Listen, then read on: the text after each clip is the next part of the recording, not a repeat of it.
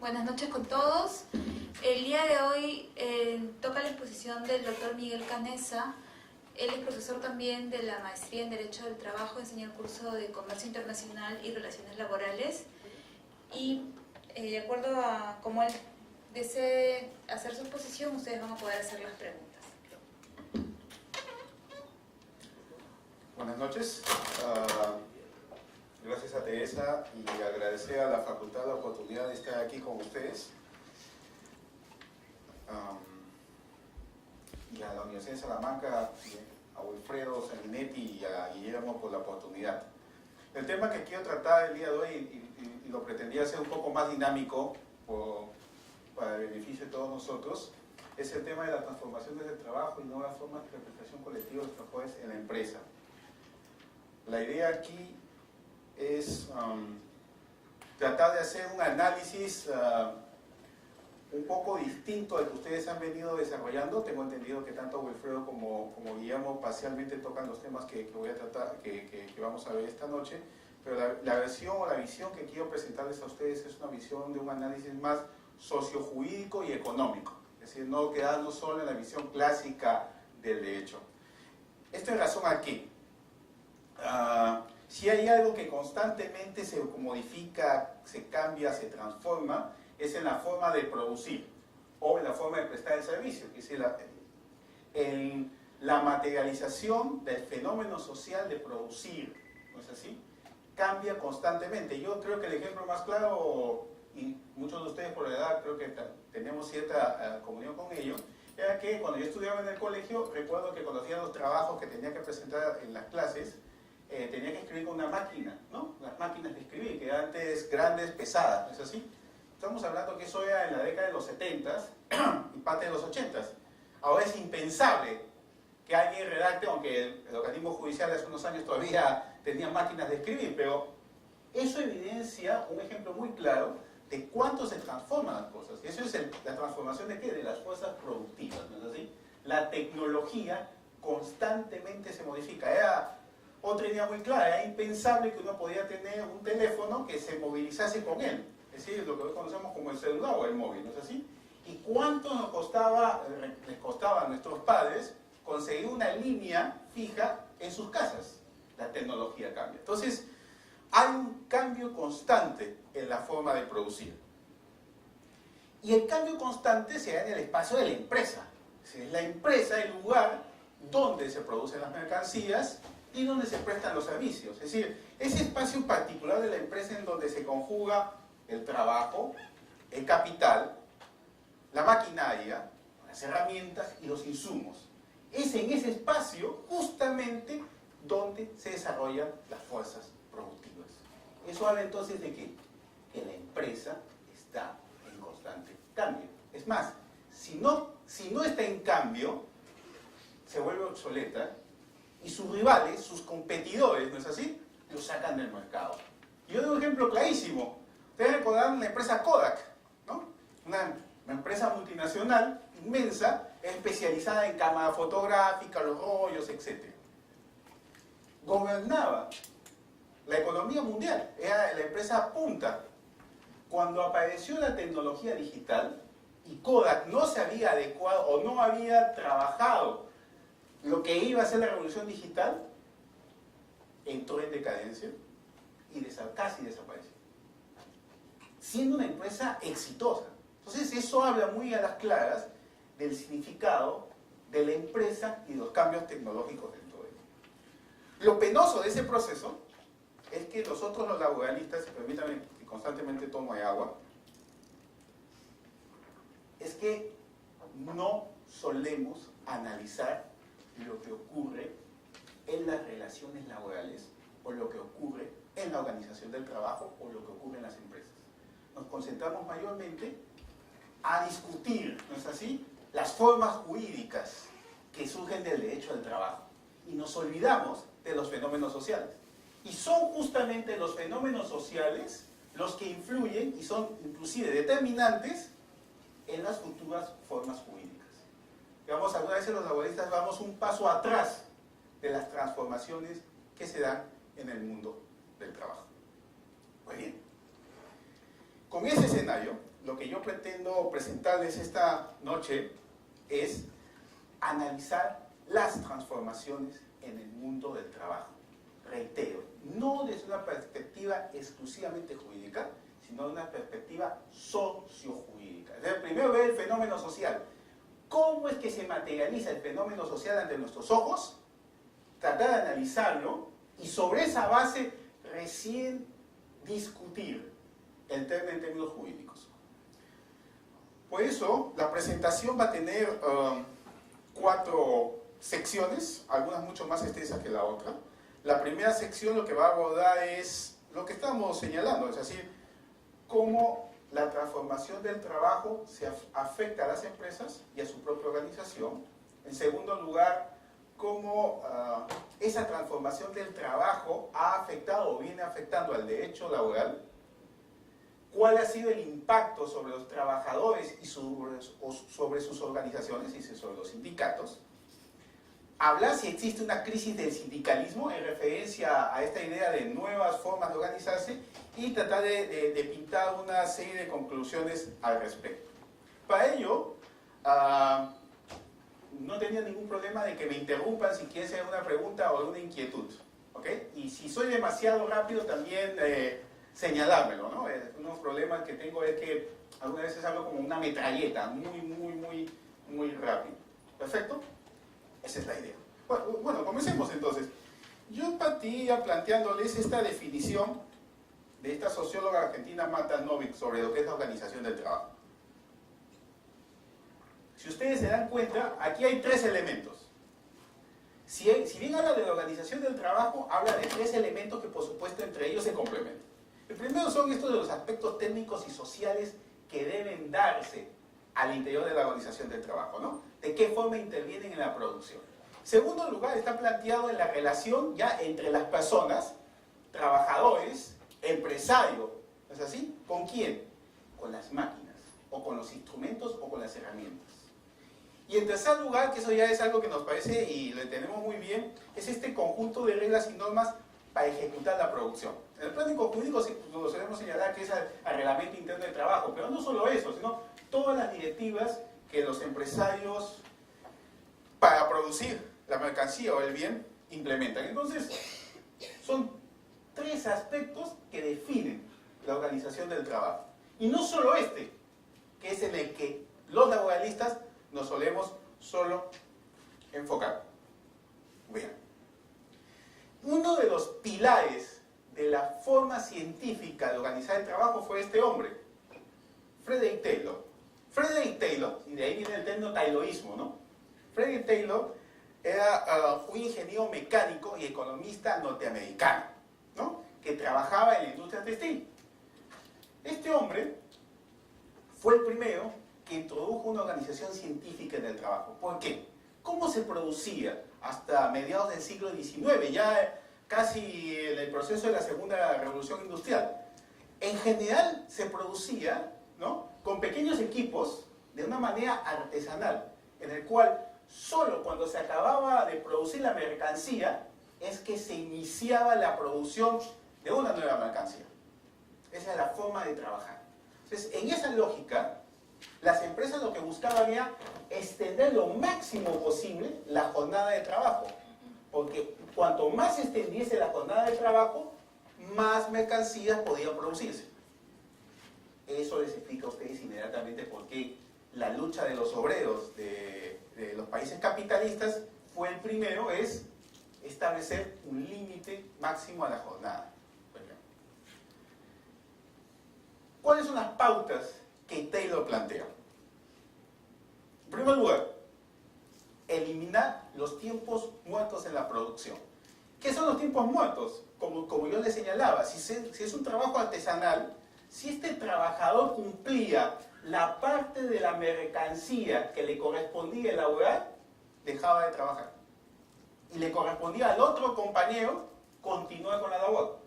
O si la organización era que cada trabajador era que producía una mercancía, el propio agotamiento físico hacía que la tendencia disminuyese, ¿no es así? Entonces había tiempos muertos en la producción. Entonces lo que plantea Taylor es, si dividimos sistemáticamente las labores productivas, ese trabajador ya no va a tener tiempos muertos. ¿No es así? Desaparece entonces la idea de que hay una falta de productividad. ¿Y de qué manera podemos entonces dividir sistemáticamente la producción? A través del diseño de tareas simples y repetitivas. Es decir, un trabajador cumplía una sola labor. Se dedicaba las 8 horas de su jornada laboral a cumplir una sola labor. Y luego, por supuesto, trasladaba esa fase productiva al colega de al lado. ¿Y eso qué supuso? Que Taylor señalase una división de roles de la producción. ¿En qué? Los ingenieros eran los responsables de diseñar la producción. Los obreros eran los responsables de materializar esa labor y los empleados se dedicaban a vigilar y controlar que las directivas de los ingenieros los cumplían los obreros. Esto dio entonces una organización de trabajo estratificada, ¿no? Obreros, empleados e ingenieros. Los obreros no podían desacatar las instrucciones de los ingenieros y los empleados. Los empleados no cumplían una labor directa con la producción y los ingenieros se dedicaban a tratar de mejorar esa producción. Entonces eran roles muy claros. Si nosotros pensamos en nuestro país, digamos, una empresa como Bacus y Johnston, ¿no es así? No sé si alguno tuvieron la oportunidad de visitar la Bacus y Johnston en la década de 70 o 80, ese tipo de jerarquización era muy clara que se daba, ¿no? Ingenieros, la gerencia de producción, los empleados y los obreros. Por ejemplo. ¿Qué es lo que causa esta forma de organizar el trabajo? Ya lo que señalaba, hay un incremento de la productividad y lo más importante, el obrero pierde en este esquema cualquier capacidad de toma de decisión en la producción. Son instrucciones que se derivan de los ingenieros lo que él va a cumplir. El otro pilar de este modelo es Henry Ford. Henry Ford es un empresario norteamericano que tiene una empresa de automóviles en Detroit. ¿Y qué es lo que hace Henry Ford? Henry Ford desarrolla la cadena de montaje para la producción de su vehículo, que es el famoso modelo T Ford, que deben haber escuchado ustedes. ¿Y qué es la cadena de montaje? Consiste, y aquí hay una gran revolución en la producción, es que se puede construir simultáneamente las mercancías, en este caso, los automóviles. Es decir, ese obrero que está en la cadena cumple un rol, como lo hacía Taylor, solo que traslada la producción a otro colega y él sigue laborando. Entonces, en las 8 horas, o 12 o 10, dependiendo del país en el que se encontrase en ese momento, la producción crece notablemente, ¿no? Crece notablemente y se inicia la producción masiva de mercancías. Y eso es un salto cualitativo en la economía capitalista, a tal grado que abarata los costos de producción. Por supuesto, si en la misma cantidad de horas yo puedo producir más bienes, estoy reduciendo los costos de producción. Ergo, lo que logro a la vez es reducir el precio de venta. Y si reduzco el precio de venta, hay una mayor posibilidad que los consumidores o una mayor cantidad de consumidores adquieran esa mercancía. Eso es una revolución. Estamos hablando de la década del 20, antes de la crisis del crack del 29. Y es más, Ford hace otro aporte al modelo productivo y consiste en lo que se llama como el pacto fordista. Él se da cuenta que puede incrementar salarialmente y de manera constante a sus trabajadores, es decir, aumentar sus remuneraciones, porque él se da cuenta que sus propios trabajadores son los consumidores, son los que adquieren sus vehículos. Entonces, de nada sirve producir masivamente autos si no hay personas que tienen la capacidad adquisitiva para comprarlos? Si yo les aumento los salarios a sus trabajadores, ellos van a adquirir esas mercancías. Esto traslada a una economía, en términos macroeconómicos, lo que vamos a entender entonces es que, y ahí viene la política keynesiana, ¿no es así? Que sale de la crisis del 29, es, si aseguramos que haya consumidores con capacidad adquisitiva, estamos asegurando a la vez que se van a adquirir todas estas mercancías producidas por las empresas. Esto es el gran ejemplo que da Henry Ford. ¿Hasta aquí queda clara la idea? ¿Sí? De una forma de producir. Pues bien, esta forma de producir, como también señalaremos, es el modelo taylorista fordista, que va a gobernar la economía capitalista desde las entreguerras de la Primera y Segunda Guerra Mundial hasta hasta la década del 70. ¿Y en qué consiste este modelo? Es casi como un resumen de lo que les he señalado. No sé si alguno de ustedes recuerda la película Tiempos Modernos de Charles Chaplin. ¿La han visto? ¿Tiempos Modernos? Se las recomiendo. Es una película fabulosa, es también justamente en este periodo de tiempo donde la imagen es muy gráfica. Charles Chaplin está en una empresa que maneja toda la energía eléctrica y su rol es, él tiene dos pares llaves y tiene que ajustar las tuercas. Y el colega de al lado tiene un martillo. Entonces él ajusta las tuercas y en una cadena de producción, una banda de producción, entonces está pasando constantemente la banda y él está ajustando la tuerca. Y el colega se encarga de martillar.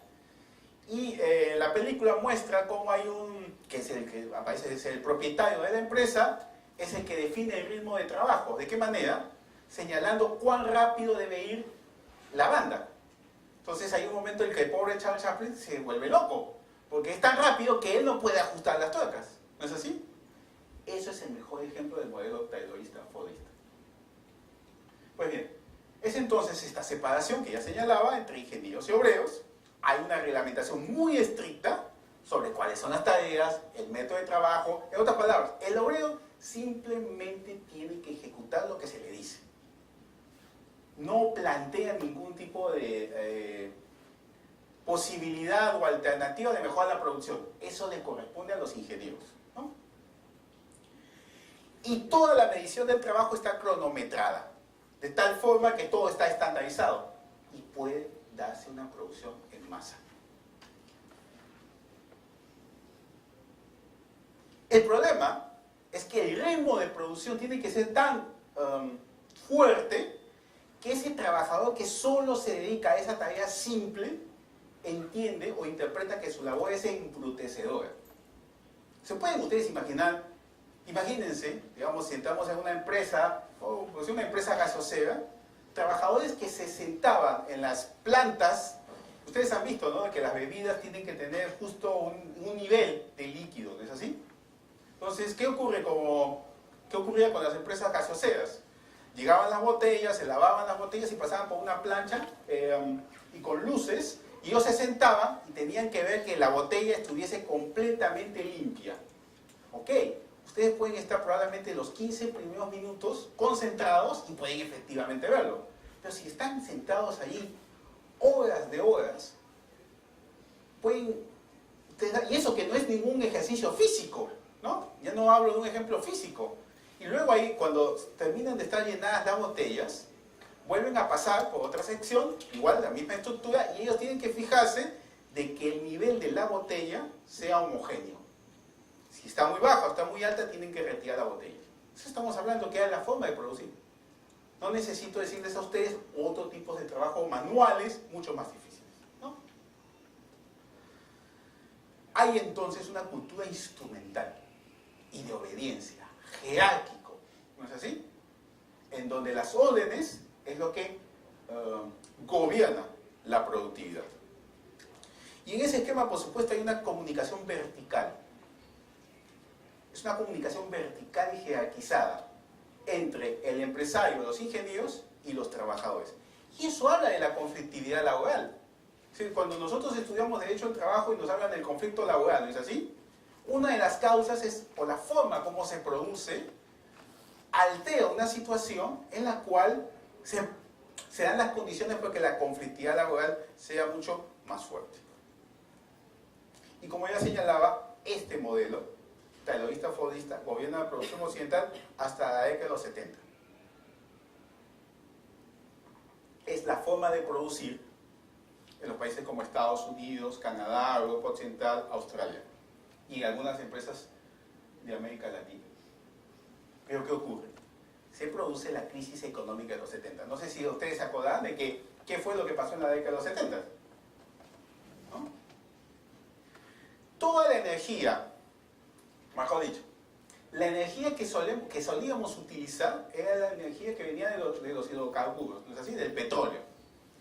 En el año 73 y en el año 77 se producen las subidas más altas del precio del petróleo. Con lo cual, entonces, el costo de producir se incrementa notablemente.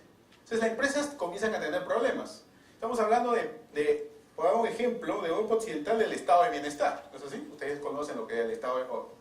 Todavía existe el estado de bienestar a pesar de la crisis actual en países como Europa. El estado de bienestar suponía que el Estado acumulaba los impuestos que le cobraba a las empresas y a través de los impuestos otorgaba servicios públicos de alta calidad.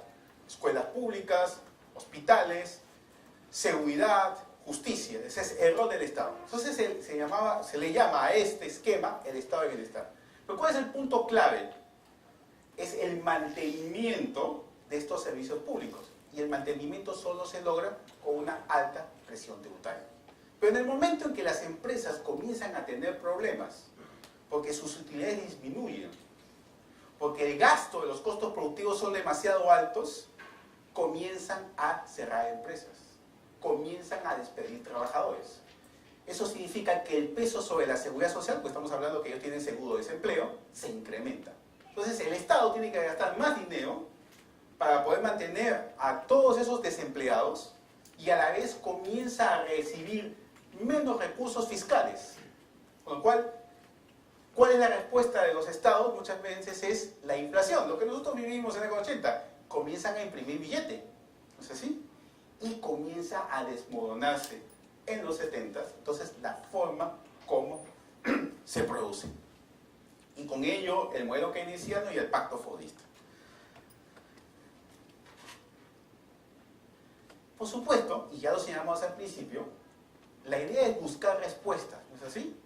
Innovar. Y ya señalamos que la empresa es el punto central de la innovación. ¿Cómo logramos superar esta situación? Entonces la respuesta que se da es nuevas formas de organizar el trabajo. ¿Y de qué forma podemos organizar esto? A través de la idea de la empresa flexible. Década de los 80. Hay un famoso libro, además que estudié sociología aquí en la Católica.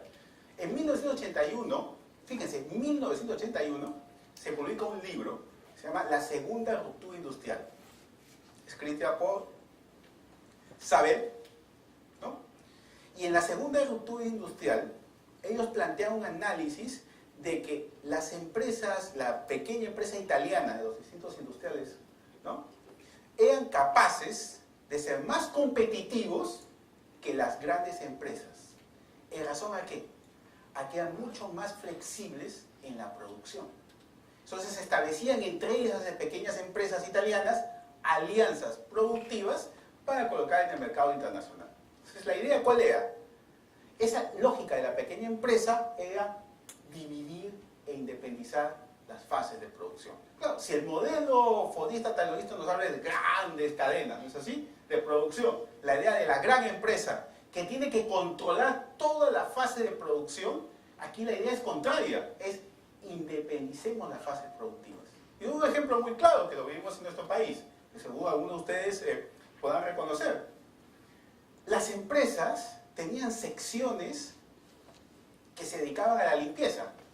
Así, no hablo de la mejora o mantenimiento de la maquinaria, hablo de la limpieza. Tenían secciones de trabajadores, de choferes con buses que recogían a los trabajadores en determinados lugares de la ciudad para trasladarlos a la empresa, ¿no es así? Y teníamos a la vez una sección que se dedicaba a elaborar los alimentos de los trabajadores.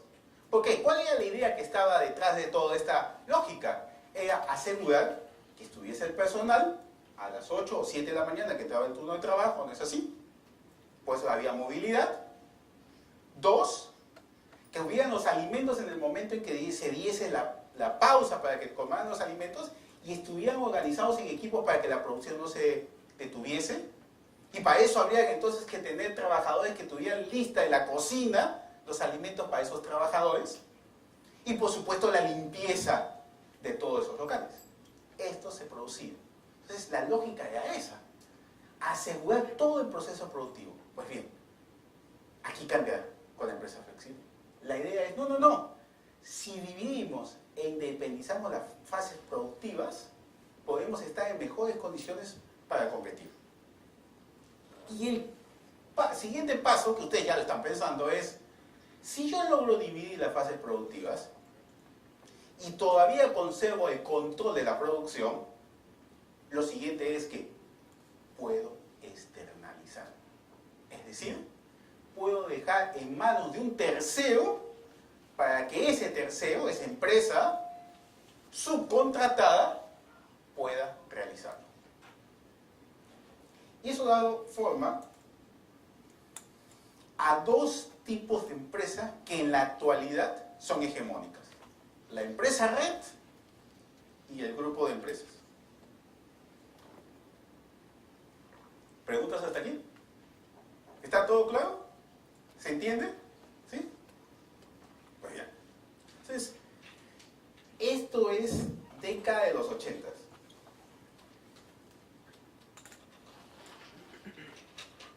En el Perú estábamos viendo la hiperinflación. ¿Es así? Esto es lo que ocurría en los países del capitalismo maduro. Y claro, comencemos con la empresa red. La definición de empresa red la da un sociólogo catalán, que ustedes deben haber escuchado, que es Castells, ¿no?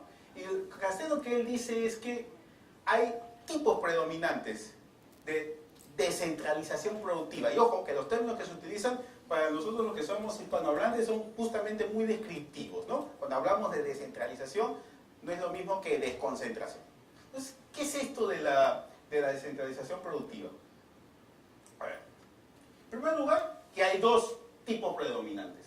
Cuando hablamos de una empresa red, mantengamos la idea de la gran empresa, ¿okay? que tiene el control de toda la cadena productiva. Pues en la empresa red lo que hace es, como yo puedo subdividir la producción y puedo externalizarla, contrato a otras empresas. Y el ejemplo para mí, ahora actual, son las grandes multinacionales de las empresas textiles.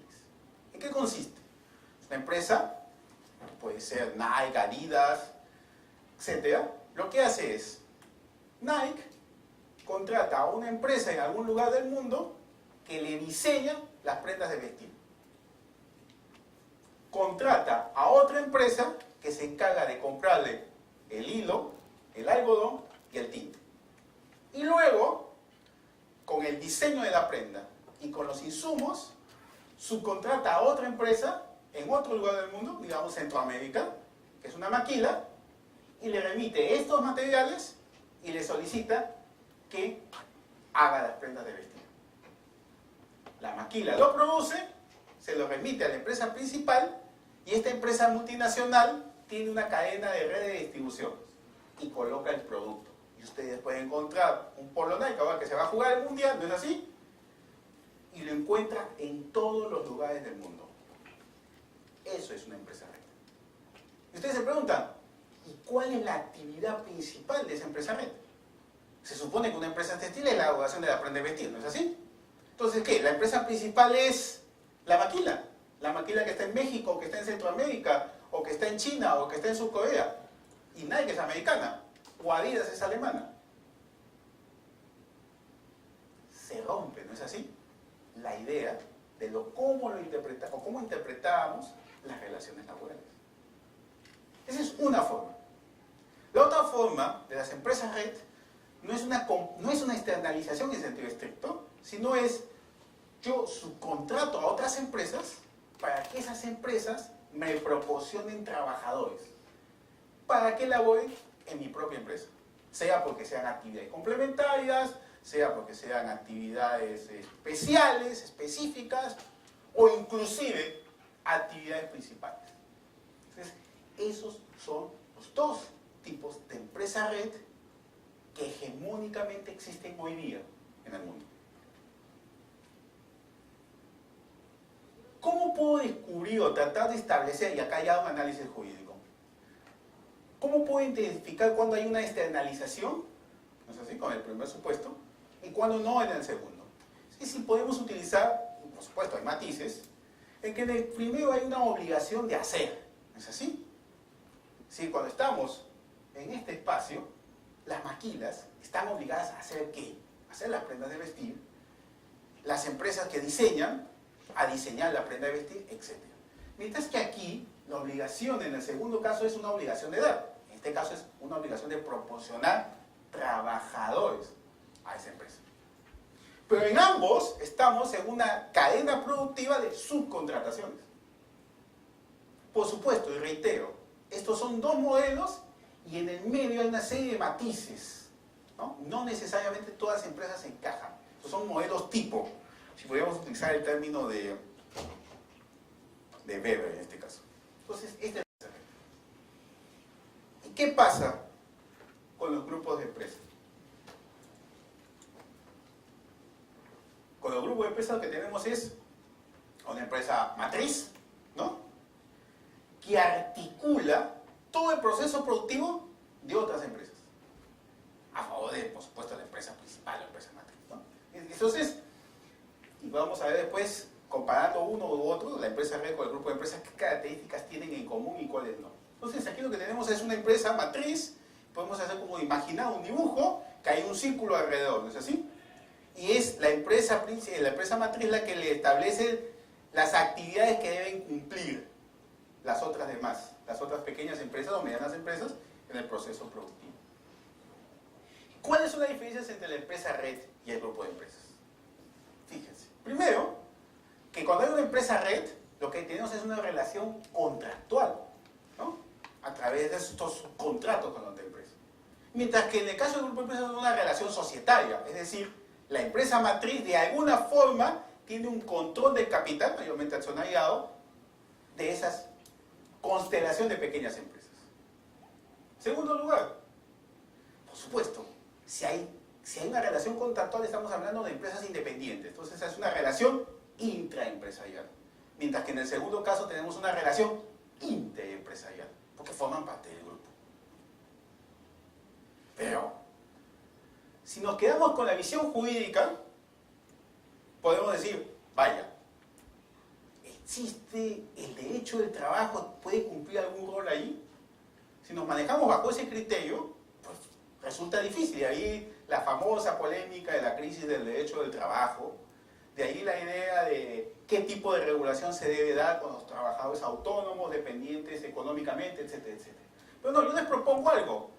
Lo que les propongo es, no analicemos con nuestros ojos o con nuestros lentes de abogados, sino lo que debemos ver es lo que el fenómeno social se produce, es decir, cómo se materializa en la realidad. Y lo que tenemos es que en realidad hay una empresa, en ambos supuestos, que dirige la producción, ¿no es así? De todo, sea de la cadena o del grupo. Y es esa empresa la que se beneficia del proceso productivo. Eso es lo que tenemos.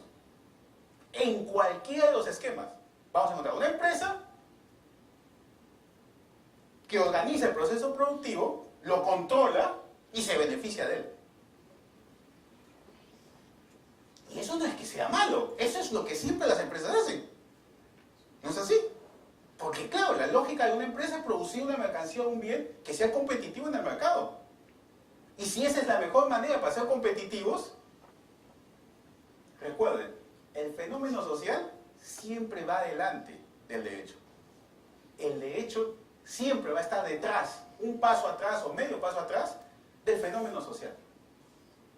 El derecho, y eso es un tema también interesante, pero ajeno aquí, el derecho del trabajo tiene un límite muy claro.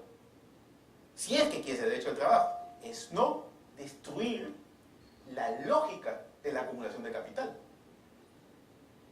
¿Perfecto? ¿No es así? ¿Preguntas?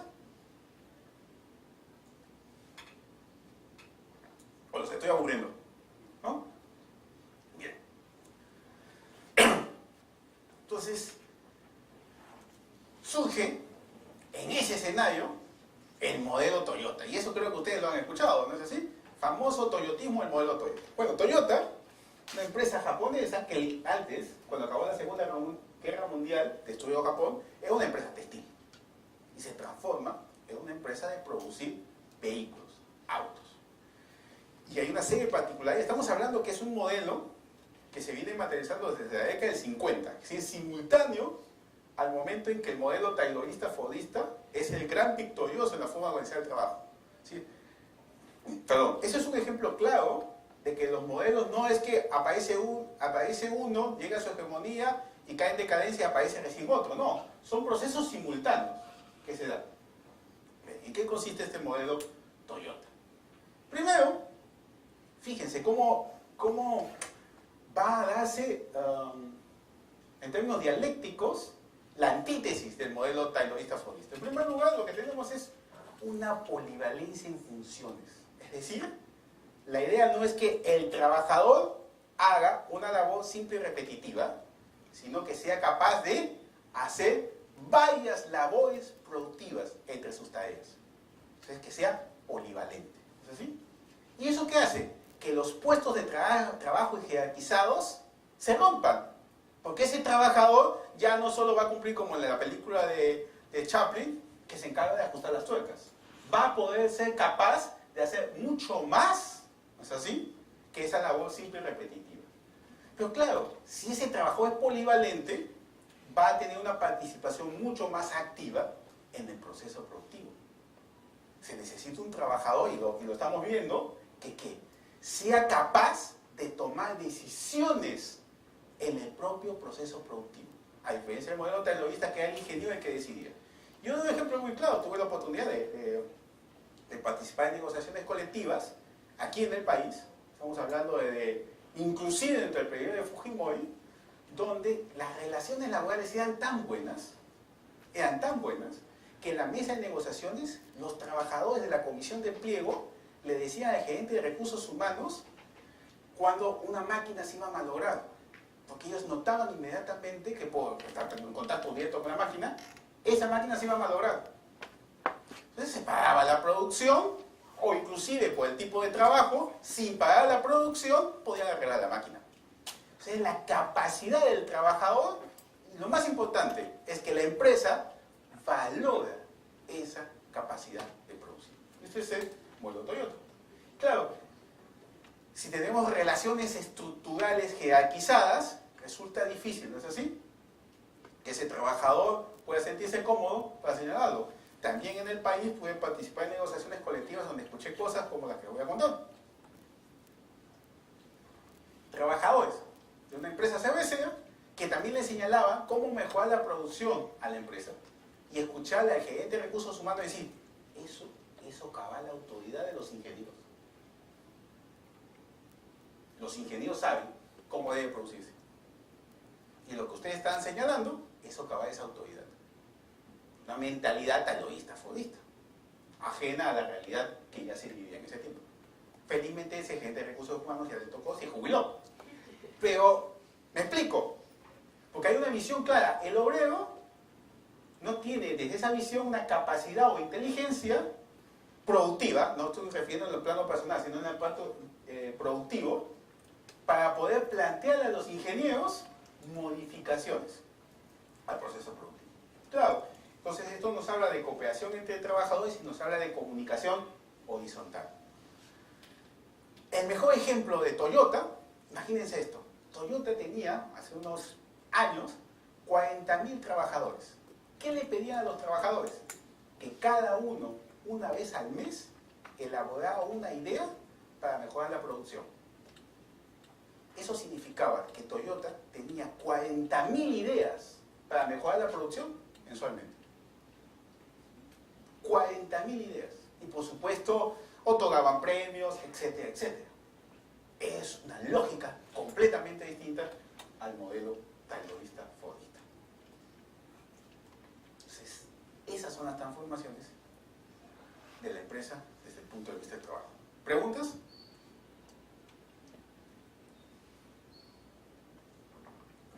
ustedes pensarán, profesor Canessa, entonces el obrero de ahora está en mejores condiciones que el obrero de antes de los 70. En términos productivos, probablemente sí. Por lo menos en los países del capitalismo maduro, sin duda. En términos productivos, no hablo salarial, etcétera, etcétera. Porque por supuesto ese trabajador se va a sentir mucho mejor laborar bajo un esquema del modelo Toyota. Pero, ¿y qué es lo que pasa? Todo lo que he descrito, ¿qué es lo que pasa ya en el mundo del derecho del trabajo? Ya no en el espacio estrictamente productivo. Perdón. Pues esa crisis de los 70 justamente abre la puerta a que una de las corrientes económicas que se había visto ensombrecidas por el éxito de Keynes, ¿no?, después de la Segunda Guerra Mundial, cobra fuerza. Y es el neoliberalismo. Entonces, la escuela de Chicago, que es de la Universidad de Chicago, ¿no es así?, toman las viejas ideas de Hayek, ¿no?, y las ponen en el escenario político. Y no es casualidad, bueno, digamos, eso habla de las respuestas del electorado occidental, comienzan a elegir gobiernos conservadores. Primero, Margaret Thatcher en Inglaterra, y después en 1981, bueno, 80 y en el 81 toma el poder Ronald Reagan. Y en el plano del mercado de trabajo, ¿qué es lo que sostienen ellos? Que hay que flexibilizar el mercado de trabajo. ¿Por qué? Porque la idea es que hay rigideces en la regulación laboral. ¿Qué se entiende por rigideces? ¿Se acuerdan que les hablaba del pacto fordista? ¿No es así? La idea de que se puede incrementar los derechos laborales en el pacto fordista, y es más, la conquista de los trabajadores occidentales y que luego se extiende al resto del mundo, es a través de derechos laborales conseguidos. En el caso británico, a través de pactos o convenios colectivos. Y en el caso de las escuelas como las nuestras, a través de la propia legislación. Porque como la productividad seguía creciendo, las utilidades podían sin menor problema absorber los costos de los derechos laborales. Pero en el momento que entra la crisis económica ya descrita hace unos minutos, desde la escuela de Chicago plantean, no, lo que ocurre es que las empresas tienen un costo muy alto por producir a raíz de las rigideces que genera la legislación laboral, en la contratación y en el despido especialmente. Sin hablar de la propia lógica de la polivalencia que habla entonces de trabajadores que sus condiciones laborales tengan que modificarse. Entonces, lo que proponen es, hay que acabar con esas rigideces. Sí, hay que modificar. Y la modificación supone entonces una reforma laboral. Especialmente en dos niveles, el salarial y el numérico. El numérico es la contratación y el despido de trabajadores. Aquí es donde entra la flexibilización laboral. Estamos hablando en los 80. Es decir, 10 años antes para nosotros. Nosotros llega en la década de los 90, el gobierno de Fujimori.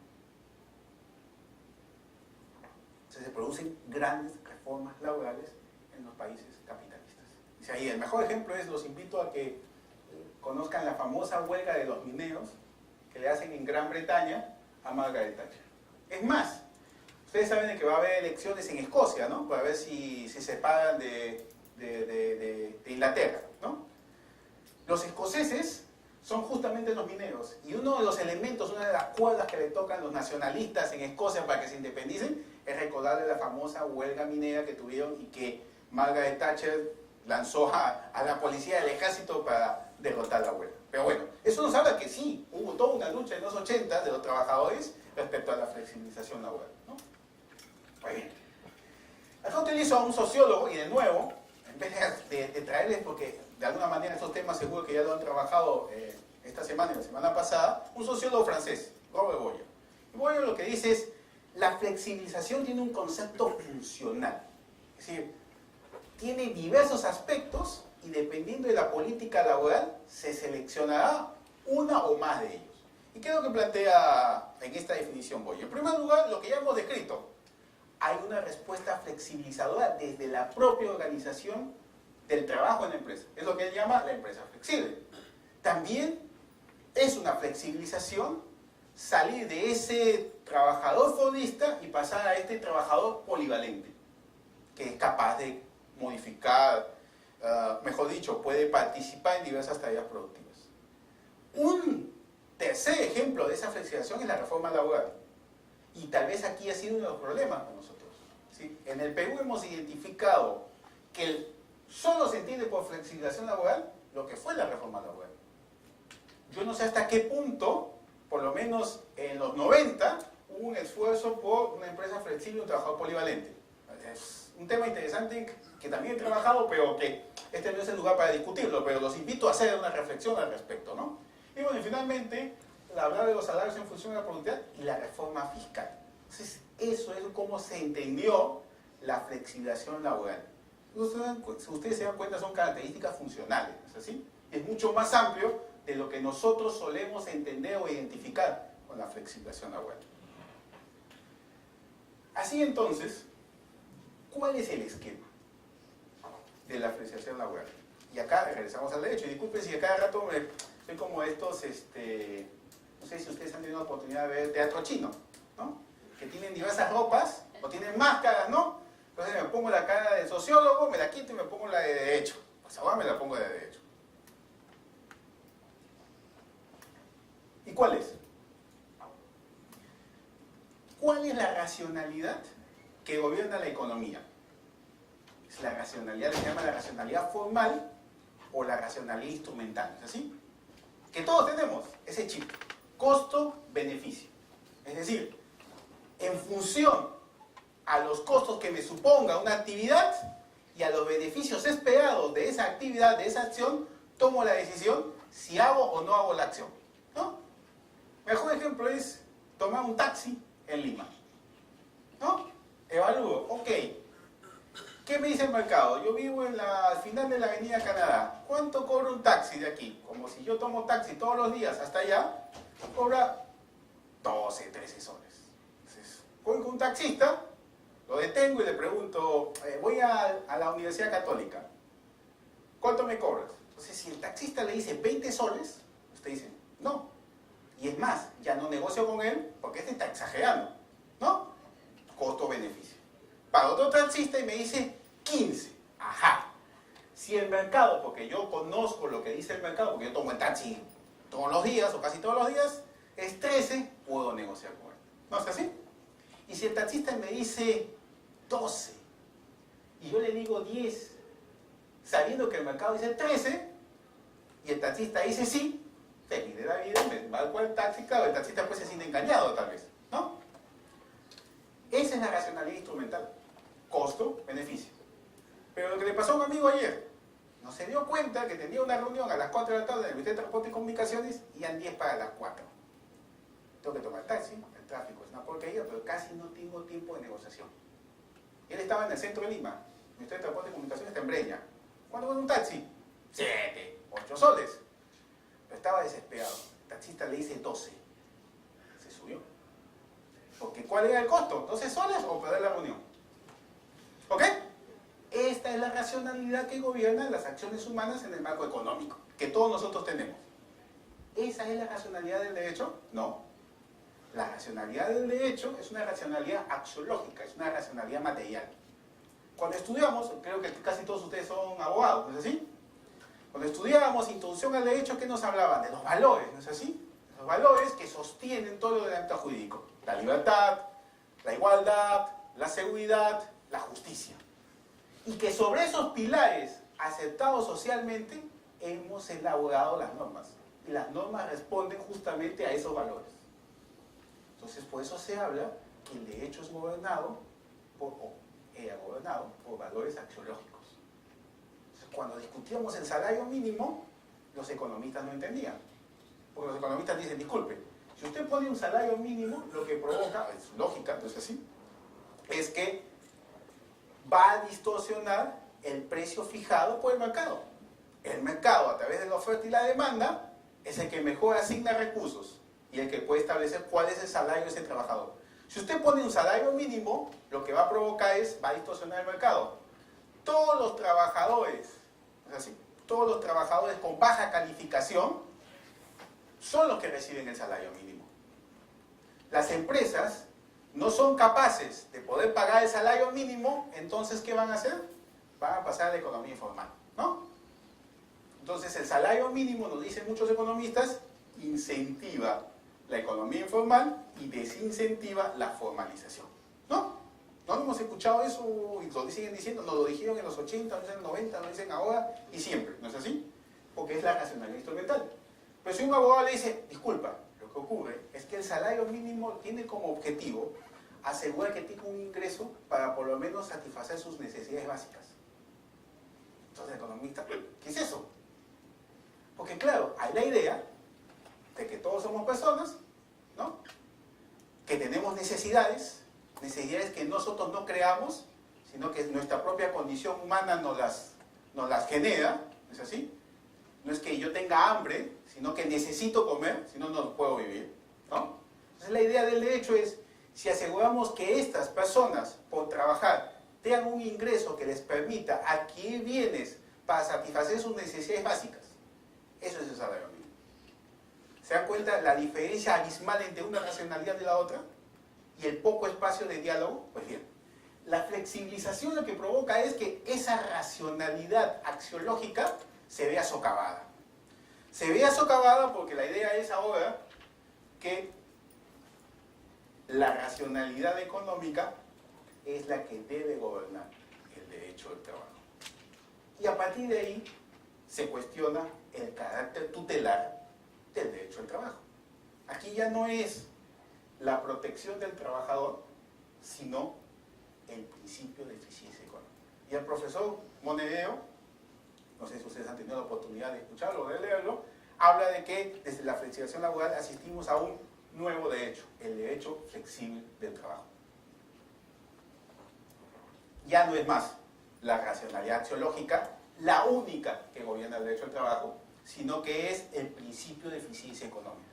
Ergo, que cuando hay un conflicto entre esa racionalidad material de valores con el principio de eficiencia económica, sabemos quién va a prevalecer, ¿no es así? ¿Quién va a prevalecer? Les pregunto a ustedes, ¿quiénes piensan que va a prevalecer un aparente conflicto entre ambas racionalidades? La eficiencia económica, por supuesto, ¿no? ¿O alguien lo pone en duda? ¿Están de acuerdo? ¿No es así? Que tiene que ser el principio de eficiencia económica. Esa es la racionalidad que hay, entonces, de ello. Claro. Esto, que es un proceso simultáneo con lo que hemos visto de la organización del trabajo, abre la puerta que desde el derecho sea factible entonces que desde una desregulación las nuevas formas de producir no sean cuestionadas desde nuestro rama jurídica. Y desaparecen los impedimentos normativos. Entonces, es justamente, y esa es la explicación, en mi opinión, más plausible de entender la crisis del derecho del trabajo. Y de nuevo, si nos quedamos como abogados, nos quedamos en esta discusión. ¿No es así? Pero si vemos lo que pasa en las empresas, lo que pasa en la forma de producir, comprendemos mejor lo que ocurre, ¿no? Entonces, yo los invito a que lean los ensayos de muchos prestigiosos juristas laboralistas en la década de los 80 y no comprendían lo que pasaba. Y no comprendían lo que pasaba porque, por supuesto, ellos no estaban estudiando el mundo del trabajo. Ya cuando se consolidó el proceso, es cuando se habla de respuestas normativas. Bien. Y este es casi el final de este proceso, trastoca entonces el concepto de trabajador y de empresa. Lo trastoca por completo. Entonces la idea de una relación bilateral, que es sobre la que se construyó el derecho del trabajo, hace agua. Ya no hay una relación bilateral. Es una empresa principal que tiene una cadena productiva, que subcontrata a otra empresa o que societariamente controla a otras, y esas son las que tienen los trabajadores. Hay una relación triangular. Y es más, en la actualidad, probablemente la mayoría de los trabajadores del mundo trabajan en una relación triangular y no en una relación bilateral. Por lo menos aquellos que trabajan en empresas que sin duda se han globalizado. Es decir, las empresas punta, las de globalización de la economía, tienen relaciones triangulares, no relaciones bilaterales.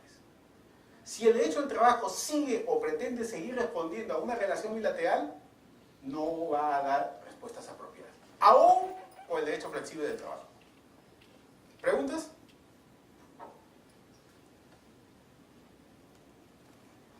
¿Voy muy rápido? ¿O está claro? No sé, porque yo, al igual que ustedes, yo también he asistido a conferencias y uno siempre queda en la duda. Uno está en silencio es o que lo entendió todo, o es que no entendió nada, y tenemos vergüenza y no lo decimos. No, la idea es, caramba, preguntar, ¿no? Sí. Cuando usted señala que la nueva visión del derecho del trabajo es de que hay un trastornamiento en la relación del trabajador y empleador, ¿significa acaso de que hay un debilitamiento o si tiene del elemento determinante que es el contrato de trabajo, la subordinación? ¿O acaso esta es entendida de un modo diferente, como algunos doctrinarios lo han llamado la parasubordinación? Eso viene de los italianos. Ajá. Esas son las respuestas que desde el derecho al trabajo se ha pretendido dar o que se vienen dando para tratar de enfrentar esta situación. ¿Sí? No hay una respuesta unívoca ahora, pero su pregunta justamente me lleva a lo que vamos a tratar, a ver si yo la convenzo de un tipo de respuesta frente a eso. ¿Ok? Pero me parece muy apropiado lo que usted señala. Sí, la parasubordinación, la idea de la extensión de la responsabilidad solidaria entre las empresas, ¿no es así? ¿Qué tipo de obligaciones laborales podría tener la empresa principal o la empresa matriz respecto a los trabajadores que están en la cadena productiva? Todo el soft law, todo esto de los acuerdos marcos, los códigos de conducta, el etiquetado social, la iniciativa de inversores, todo esto que es el soft law, que nosotros lo comenzamos a ver en los 80 y en los 90 y con mayor razón ahora, forman parte de esas respuestas. Las cláusulas sociales, esos capítulos laborales en los tratados de libre comercio, ¿no es así? También son respuestas. Eso nos habla, entonces, para mí, es como que se movió tanto el derecho al trabajo, subió tal terremoto, que esperamos que nunca ocurra en Lima, pero sabemos que va a pasar, pero fue tan fuerte que entonces se ha venido dando diversas respuestas. Si toda la articulación que teníamos o que cuando estudiamos derecho al trabajo se desplomó. Si estudiar derecho al trabajo, en mi opinión, pensando en la relación bilateral como lo que lo gobierna, es hablar de un pequeño segmento de relaciones. Sí. Dentro de esa lógica de nueva estructura del trabajo, ¿no? en los hechos sociológicamente, Carceles también hablaba de la sociedad de la información, Sí. de la empresa red de la sociedad de la información. Si no hubiera existido este desarrollo tecnológico, hubiera permitido el auge de la sociedad de la información con todo lo que eso conlleva, ¿eso hubiera demorado más el que la empresa red fuera una realidad? ¿O es que este nuevo elemento tecnológico ha revolucionado y ha empujado también a esa revolución? Y la otra pregunta es si también ese mismo instrumento puede servir para que el derecho del trabajo salga de la situación en la que se encuentra, digamos, de venir, digamos, condenado a la primacía de lo que económicamente está imperando, ¿no? La pregunta de usted es muy apropiada, es una pregunta que los sociólogos y los economistas han hecho, si hay el famoso determinismo tecnológico. Entonces ahí hay dos posiciones. Una posición, y la que señala Castel, es que no es la tecnología la que provoca las nuevas formas de organizar el trabajo, sino que lo que hacen las tecnologías es apoyar o colaborar el proceso, ¿no? En cambio hay otros, y uno de ellos es Boyer y otros sociólogos franceses, que dicen no, que es justamente la tecnología la que permite que existan estas nuevas formas de organización. En realidad es una respuesta temporal. Lo cierto es que esas tecnologías están presentes y tenemos estas nuevas formas de organizar el trabajo. Probablemente vamos a seguir asistiendo a más revoluciones tecnológicas y nuevas formas de organizar el trabajo, sin duda. Yo creo que no podemos pensar, y menos nosotros los laboralistas, en visiones estancadas. La economía cambia todos los días y el derecho tiene de alguna manera que seguir a ellas, ¿no? Lo que habrá que ser interesante en las discusiones que tengamos de cuáles son las respuestas apropiadas. Eso respecto a la primera.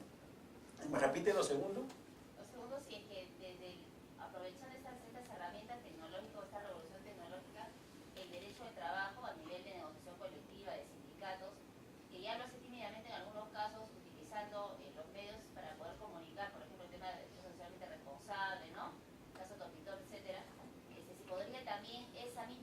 herramienta, ¿no? Servir para, digamos, sacar del hoyo, digamos, el derecho al trabajo, tal como en su principio intuitivo, protector, que, digamos, está siendo mermado por el tema a todo nivel, ¿no? Negociación colectiva, que no se pueden ejercer ciertos derechos por la atomización o por la triangulación, etc. Yo diría que sí, sin duda, pero eso es un reto que vamos a tratar al final sobre la crisis del sindicalismo.